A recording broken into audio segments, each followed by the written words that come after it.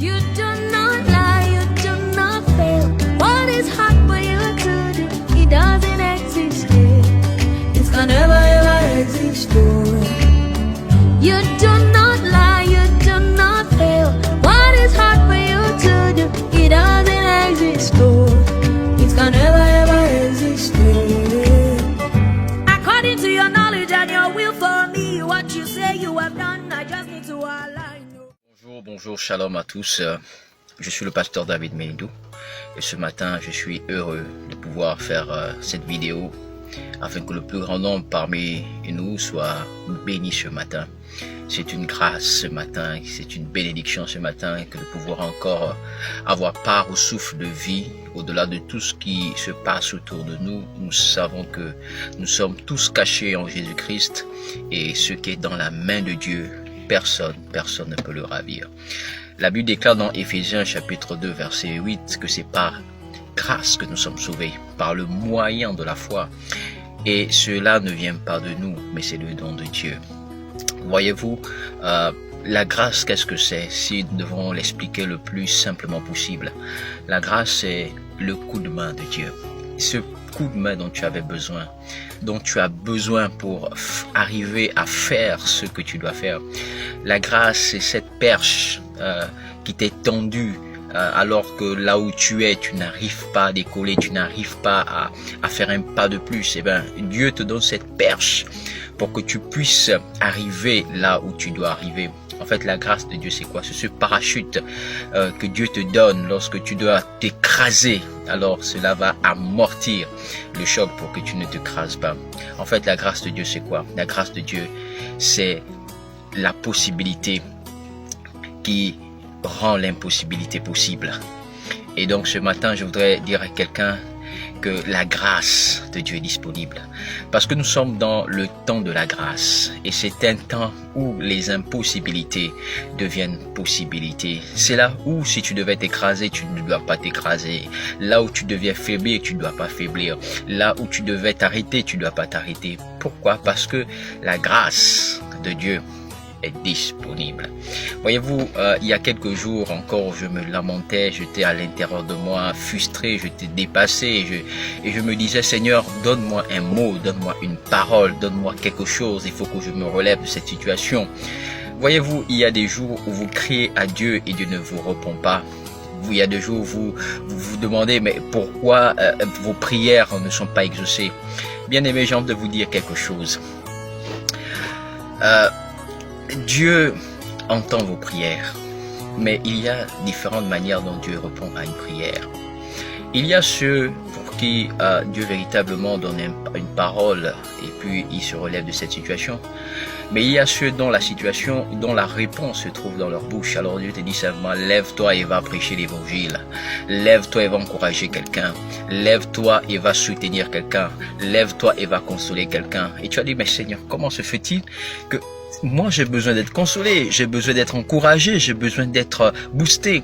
Non, Dieu va te dire, écoute, tu vas être boosté lorsque tu boosteras les autres, tu vas être consolé lorsque tu consoleras les autres, tu vas être relevé lorsque tu relèveras les autres. Et c'est pourquoi j'ai compris cette parole de l'apôtre Paul qui dit, nous sommes affligés pour votre consolation.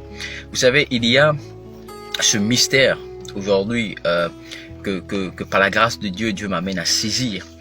Vous savez, il y a des personnes qui passent tout leur temps à encourager les autres et vous vous demandez à quel moment ils sont encouragés, à soutenir les autres, à quel moment ils sont soutenus, à consoler, à quel moment eux-mêmes ils sont consolés. Mais en réalité, la consolation se trouve, le fait d'être consolé se trouve dans le fait que vous consolez les autres. Vous savez, il y a une chose dont le diable est tellement rusé, c'est de nous faire croire en réalité que l'on a besoin absolument des autres pour pouvoir faire une chose ou une autre. Vous savez, si vous êtes découragé et que vous voulez que le Seigneur vous encourage, allez-y encourager quelqu'un. Si vous êtes abattu et que vous voulez sortir de cet abattement, cherchez quelqu'un qui est abattu et allez relever cette personne. En le faisant, Dieu au travers de vous-même va vous rétablir. Et c'est ce que j'ai compris ce matin. Et j'ai compris ce matin que, alors de te lamenter, cherche quelqu'un à booster, cherche quelqu'un à exhorter, cherche quelqu'un à encourager, cherche quelqu'un à motiver. Et ce matin, c'est cela l'injonction du Seigneur. C'est pourquoi je fais cette vidéo, pour encourager quelqu'un. Tu sais, je veux te dire ce matin que Dieu n'a pas fini avec toi. Je veux te dire ce matin que au-delà de tout ce qui peut arriver, des circonstances difficiles par lesquelles tu passes, j'ai envie de te dire ceci, que la gloire à venir qui sera manifestée sera plus grande que la douleur que tu peux éprouver aujourd'hui. La Bible ne nous dit-elle pas que la gloire qui va être manifestée fera en sorte même que nous oublions les souffrances du temps présent. La situation dans laquelle tu passes, elle est temporaire. La situation dans laquelle tu passes, elle est temporaire. C'est pour un temps. Et cette chose va passer. Et c'est comme aujourd'hui cette situation dans laquelle nous sommes. C'est une situation temporaire. Elle va passer, ton problème va passer, ta difficulté va passer, je sais pas quel est ton problème, peut-être les financiers, peut-être les émotionnels, il va passer, assurément il va passer. Et je prophétise ce matin sur ta vie que tout ce que tu rencontres aujourd'hui n'est que passagère. La Bible déclare que les choses visibles sont passagères, mais celles qui sont spirituelles, elles sont éternelles. Et la Bible ajoute aussi que nous appelons les choses qui ne sont pas comme si elles existaient. Alors tu peux appeler ce que tu veux voir se manifester aujourd'hui dans ta vie. Et pour ma part, j'appelle la grâce de Dieu sur ma vie, la faveur de Dieu sur ma vie, la force de Dieu sur ma vie, la puissance de Dieu sur ma vie, l'onction de Dieu sur ma vie. Je décrète et je déclare que je ne serai plus jamais, la risée du diable. Le diable ne se rira pas de moi. Parce que je compris une chose, à chaque fois que je suis découragé, Dieu m'encourage à aller encourager quelqu'un pour que moi-même je sois aussi encouragé. À chaque fois que je suis abattu, Dieu me dit cherche quelqu'un qui est abattu et relève-le. Au travers de son relèvement, tu seras relevé. Parce que tu vas découvrir une chose encore essentielle et puissante. C'est que alors que tu penses que tu n'as rien pour encourager quelqu'un, commence à l'encourager et tu vas remarquer combien de fois il y a à l'intérieur de toi un potentiel inouï pour que tu te relèves. Lorsque tu es dépassé par les événements, cherche quelqu'un qui est plus dépassé que toi et commence à parler.